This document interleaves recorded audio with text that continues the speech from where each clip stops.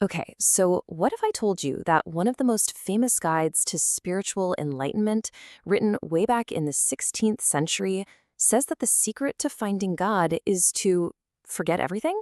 Seriously, today we're going to dive into this really fascinating and honestly pretty radical text that suggests you have to completely annihilate your memory to get where you're going spiritually. I mean, it's a wild thought, isn't it? Our memories are what make us, well, us. They're our identity, our personal storybook. But according to this ancient mystical roadmap, that very storybook is the one thing holding you back. So let's really unpack this idea and figure out why this guide claims our most precious mental faculty is actually our biggest obstacle. So first things first, why is memory seen as such a big problem? According to our source from the 1500s, the normal, everyday way our mind works is actually a huge spiritual liability. It's not just that it's a distraction, it's a fundamental barrier between you and the divine. Now, this whole spiritual journey is laid out for what the text calls the three main faculties of the soul. You've got your intellect, your will, and, our main focus for today, your memory. The basic idea is that all three of these have to be purified to get you to that state of divine union. But believe me, the instructions for the memory are by far the most shocking.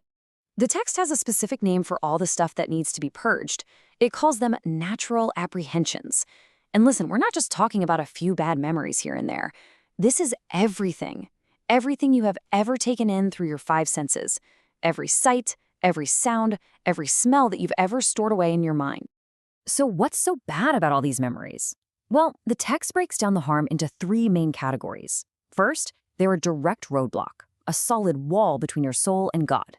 Second, they constantly expose you to what the source calls evils from the world. Things like falsehoods, getting attached to stuff, all our little imperfections. And third, they basically open a door for what's called evils from the devil. The core idea here is that our memory is just this noisy, corrupted hard drive, and it's constantly preventing a clean connection. All right, so if memory is the big problem, what in the world is the solution? This brings us to the really practical and, let's be honest, deeply strange part of the guide, the active process of literally emptying your mind. The method laid out is breathtakingly simple to describe, but you have to imagine almost impossible to actually do. Step one, just stop trying to store sensory stuff. When you see something beautiful or hear a song, don't file it away. Step two, you let it pass right through you and you actively try to forget it. And then step three, the goal is to live in a state of, and this is the word they use, oblivion, as if those things never even happened. This isn't just letting your mind wander, it's a deliberate, disciplined spiritual exercise. And just in case you were thinking, oh, he must be speaking in metaphors, the text makes it brutally clear. It says there is no way to union with God without annihilating the memory as to all its forms. So yeah, this is not about tidying up your mental space. This is a complete and total factory reset. So what would actually happen if a person tried to do this? The text is surprisingly direct about the side effects, which it actually calls a strange forgetfulness. And the immediate result is, well, it's exactly what you'd expect. You start forgetting things. A lot of things. The text describes a process where all the images and knowledge that you've stored in your mind are just gradually but surely erased. And we are not just talking about forgetting where you put your keys. The source gets super specific. It warns that people who practice this will show many deficiencies, like forgetting to eat or drink, or not being able to remember if they just finished a chore. It's a really profound, almost disorienting way to exist. Okay, let's just address the elephant in the room here because the author actually brings it up himself. The obvious question is, doesn't this just break a person? Doesn't wiping your memory destroy the very thing that makes you human? But the text answer is a classic mystical argument. It says, no, it doesn't destroy our nature at all. The whole purpose is to elevate it.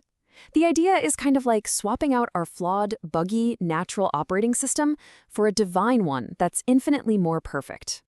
And that right there brings us to the ultimate goal of this entire process. This is the big payoff for all that forgetting.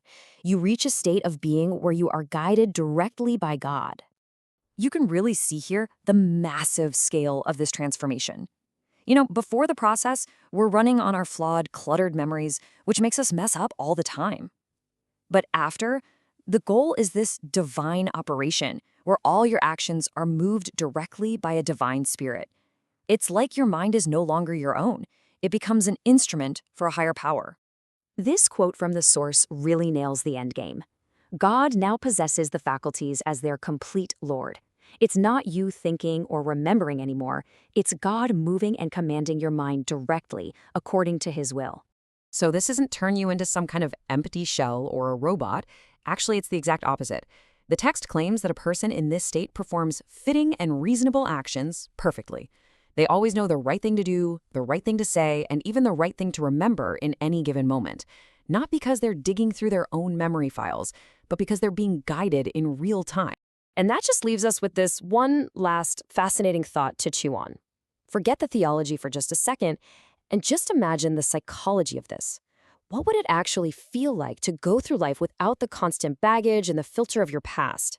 To act purely in the present moment, guided not by what you know, but by some kind of intuition that's always perfect and always right? I mean, that's a radical idea that challenges the very foundation of who we all think we are.